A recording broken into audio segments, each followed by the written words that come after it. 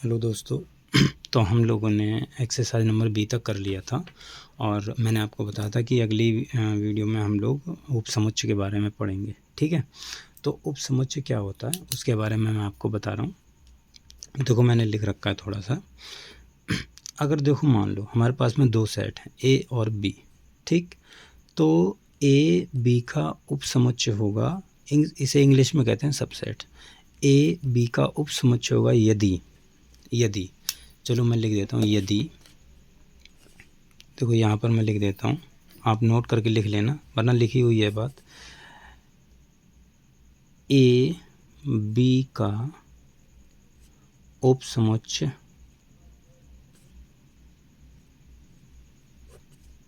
होगा यदि ए के सभी अवयव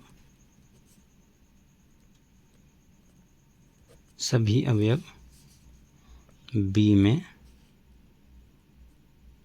हों। ठीक है, ए के सभी अवयव बी में हों, ये बात आप लिख लेना। ठीक है, देखो ए के सारे अवयव बी में अगर होंगे तो ए बी का उपसमुच्चय होगा।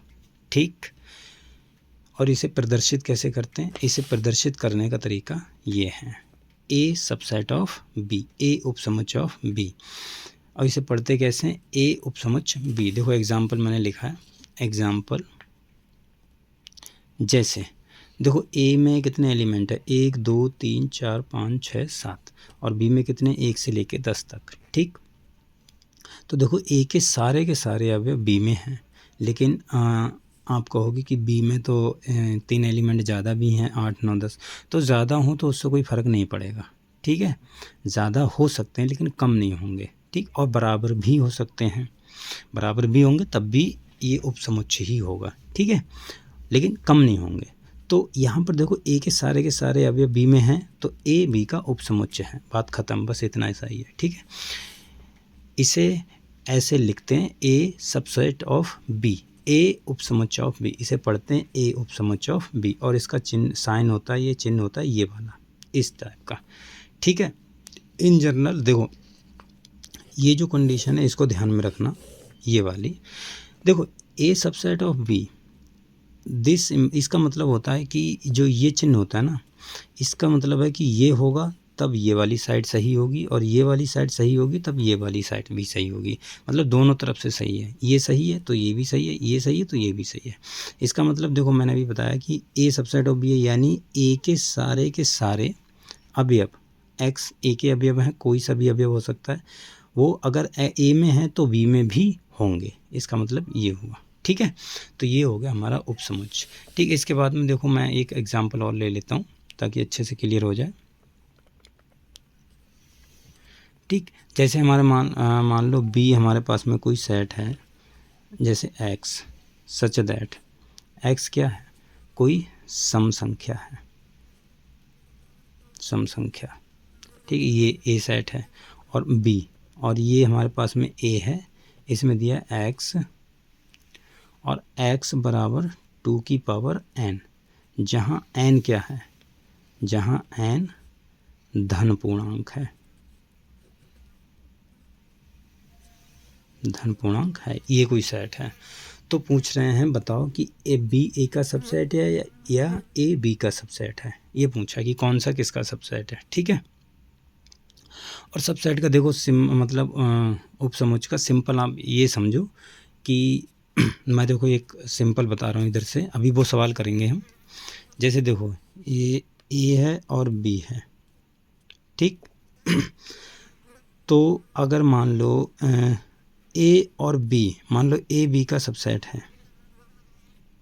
ठीक, तो इसका मतलब ये है कि ए में बी से कम एलिमेंट होंगे और सारे के सारे वही एलिमेंट होंगे ए में जो बी में होंगे। मतलब छोटा वाला समुच्चय वो उपसमुच्चय होगा बड़े वाले सेट का, लेकिन कंडीशन ये है कि इसके सारे अवयव इसमें होने चाहिए, बस बात ख़त्म। खैर वो तो मैंने आपको पहले बता दिया, ये वाला। ये वाला सवाल देखो, इसमें बोला है कि b बराबर x, x सम संख्या है। तो देखो x सम संख्या होगी तो b वाला सेट दिखेगा कैसे, इस टाइप का। देख सम संख्या तो क्या होती हैं, 2 होती है, 4 होती है, 6 होती है, 8 होगी, 10 होगी और 12 होगी, 14 होगी, ऐसे करके ये वाला। ठीक, अच्छा, और जो a बनेगा वो क्या बनेगा, देखो ये ध्यान से समझना। n क्या धन पूर्णांक है, तो धन पूर्णांक क्या होती हैं हमारे पास में, धन पूर्णांक हमारे पास में होती हैं जैसे 1 हो गई, 2 हो गई, 3 हो गई, 4 हो गई, 5, ऐसे करके ये धन पूर्णांक होती हैं सारी की सारी। पूर्णांक माइनस धन पूर्णांक जो होती हैं प्लस में होती हैं, और टोटल अगर पूर्णांक की बात करूं तो वो माइनस और प्लस दोनों होते हैं, ज़ीरो भी होता है। ठीक है, लेकिन धन पूर्णांक में ज़ीरो हम शामिल नहीं करते हैं, वो आपको पता होगा। खैर देखो, अब जो यहाँ पर n का मान पहले 1 रखो तो 2 की घात 1, फिर 2 की घात 2, n की वैल्यू 2 रखो, फिर 2 की घात 3, ऐसे ही बढ़ाते चले जाओ, 2 की घात 4, 2 की घात 5 और 2 की घात 6, 2 की घात 7, ऐसे करके बढ़ती चली जाएंगी। कहाँ तक जाती हैं, ये अनंत तक जाती हैं। ठीक है, ये अनंत तक चलेगी। तो ये बनेगा क्या, देखो सेट 2 बनेगा, ये 4 बनेगा, ये 8 और ये 16, ये कितना हो गया 32, ये 64, ऐसे ही करके आप खोलते चले जाओ। तो ये, तो देखो ध्यान से देखना, ए में कौन कौन से एलिमेंट आ रहे हैं, ए में सिर्फ ए में भी सम संख्याएं आ रही हैं। ठीक है, लेकिन इसमें ये है कि जैसे यहाँ पर 2 है, 4 है, 6 नहीं है। ठीक, ए में 2 है, 4 है, 6 नहीं है, 8 है, और फिर उसके बाद 10 भी नहीं है, 12 भी नहीं है, 16 है डायरेक्ट, 14 भी नहीं है। लेकिन बी में क्या, 2, 4, 6, 8, 10, 12, 14, 16 भी आएगी, 18 भी आएगी, 20 भी आएगी, 22 भी आएगी। इसमें कुछ सम संख्याएं छूट जाएंगी। तो देखो इसमें कम एलिमेंट हो गए, इसमें कम अवयव हो गए और इसमें ज़्यादा, लेकिन दोनों में क्या है, जो ए के सारे अवयव बी में होंगे, भाई ए के सारे अवयव बी में आएंगे। ठीक है, बी में कुछ अवयव ज़्यादा हैं तो उससे फ़र्क नहीं पड़ता, लेकिन ए के सारे अवयव बी में तो आ रहे हैं और इसमें कम भी हैं, ए में बी की तुलना में कम है। तो इसका मतलब ये हुआ, देखो कि ए जो है वो बी का सबसेट बन गया। ठीक, ए उपसमुच्चय हो गया बी का, ऐसे ऐसे हम लिख देंगे।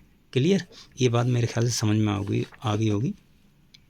चलिए हम एक एग्जाम्पल और करते हैं और अच्छे से समझ में आ जाएगी। ठीक है, जो एग्ज़ाम्पल है वो तुम्हारे पास में देखो, एक सेट दिया है, एग्ज़ाम्पल नंबर 3, ये सेट दिया है।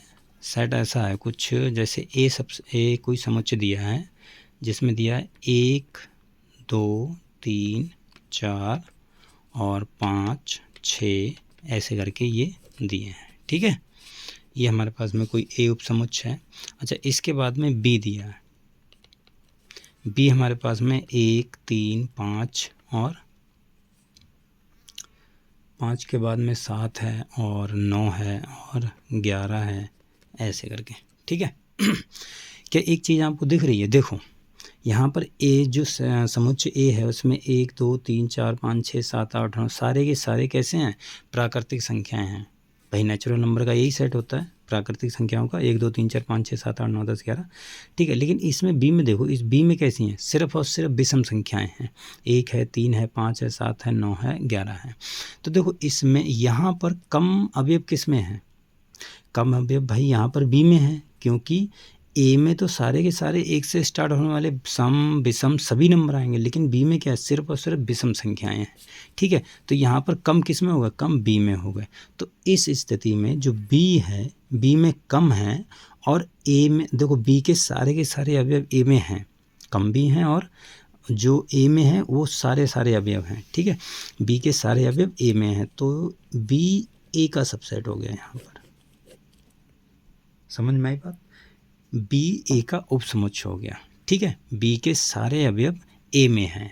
ठीक, और ए और बी में क्या है, कम भी हैं, तो ये किसका कैसा हो गया, बी जो है ए का उपसमुच्चय हो गया। ठीक, देखो अगला है हमारे पास में उचित उपसमुच्चय। ठीक, इंग्लिश में इसे बोलते हैं प्रॉपर सबसेट। ठीक है, देखो अभी हमने उपसमुच्चय पढ़ा है, तो उपसमुच्चय में अभी हमने आपको बताया था कि उपसमुच्चय क्या होता है कि ऐसे ए के सारे अवयव बी में होने चाहिए, मतलब ऐसा एक सबसेट या ऐसा एक सेट जिसके सारे के सारे अवयव दूसरे सेट में हो, तो वो कैसा होगा, उपसमुच्चय होगा। ठीक है, लेकिन उचित समुच्चय में उचित उपसमुच्चय है, ठीक है। यहाँ पर ये क्या है, उचित उपसमुच्चय है, ये चीज़ ध्यान रखना।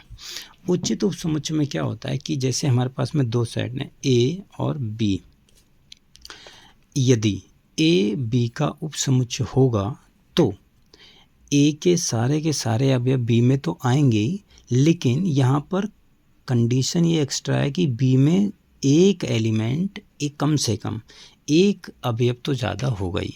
ज़्यादा से ज़्यादा कितने भी हो सकते हैं, 10, 20, 100, 50, लाख, जितने भी हो सकते हैं ज़्यादा, लेकिन कंडीशन ये कम से कम एक अवयव तो ज़्यादा होगा ही। देखो उपसमुच्चय में ये कंडीशन नहीं थी, उसमें बोला था कि उपसमुच्चय होने के लिए सारे के सारे अवयव उसमें होने चाहिए, लेकिन ज़्यादा हों या ना हों, बराबर हों तो भी चलेगा, ठीक है।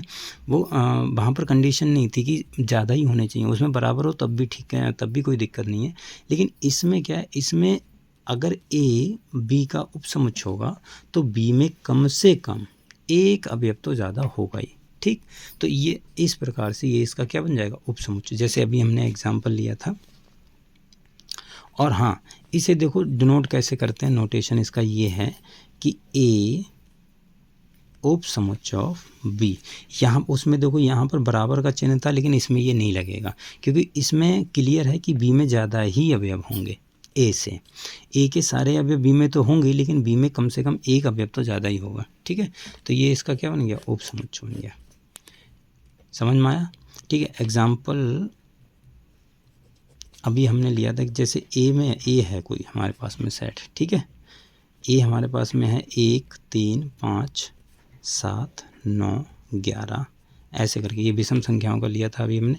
और बी है हमारे पास में, मान लो 1, 2, 3, 4, 5, 6, 7 ऐसे करके, ये नेचुरल नंबर का मतलब प्राकृतिक संख्याओं का सब सेट है। तो देखो यहाँ पर ए में सिर्फ क्या है, विषम संख्या, और बी में क्या है, सम और विषम दोनों। तो देखो विषम इसमें सारी की सारी विषम संख्याएं तो आएंगी बी में, लेकिन सम संख्याएं भी हैं जो ज़्यादा हैं, ठीक है। तो बी में देखो ए से ज़्यादा ही हैं, तो यहाँ पर क्या हो गया, ए जो हो गया वो बी का क्या हो गया, उचित उपसमुच्चय हो गया, उचित उपसमुच्चय। और इसको इस तरीके से लिखते हैं मतलब इसे पढ़ते हैं ए उचित उपसमुच्चय ऑफ बी, ठीक है। तो ये एग्जाम्पल हो गया उचित उपसमुच्चय का, क्लियर। चलो एक एग्जाम्पल और ले लेते हैं इसका, अच्छे से आ जाएगा समझ में। जैसे हमारे पास में है ए बराबर दिया है 3, 7, 9, 13, ठीक। और बी है, बी में हमारे पास में दिया है मान लो कोई दिया है 3 और 7, ठीक, ये दिया है। तो देखो यहाँ पर बी में कितने हैं, 3 और 7, और ए में कितने, 3, 7, 9, 13। तो देखो बी में 3, 7 हैं, ए में भी 3, 7 हैं, लेकिन ए में ज़्यादा हैं 2। तो हमें बस यही चाहिए कि उचित उपसमुच्चय होने के लिए उसमें अगले मतलब मान लो यहाँ पर बी ए का उचित उपसमुच्चय, तो ए में ज़्यादा ही एलिमेंट होने चाहिए बी से, ठीक है। तो यहाँ पर देखो, यहाँ पर जो बी है वो ए का उचित उपसमुच्चय है, ठीक। यहाँ पर बी क्या हो गया, ए का उचित उपसमुच्चय हो गया, क्लियर। मेरे ख्याल से ये बात समझ में आ गई होगी। तो ये हमारा हो गया ये। अच्छा, एक दो एग्जाम्पल और ले लेते हैं। जैसे देखो, जैसे मान लो मैंने ए को ही ले लिया, ए 1, 2, 3, 4, ठीक है। और यहाँ पर बी ले लिया, मान लो मैंने 1, 2, 3, 4 ही ले लिया, ठीक। तो देखो अगर मैं इसकी बात करूँ तो अगर मैं देखो ए के सारे अवयव बी में हैं और बी के सारे अवयव किस में हैं, ए में हैं, ठीक है ना। तो यहाँ पर देखो अगर मैं कहूँ कि ए बी का उचित उपसमुच्चय, तो ये बात गलत है।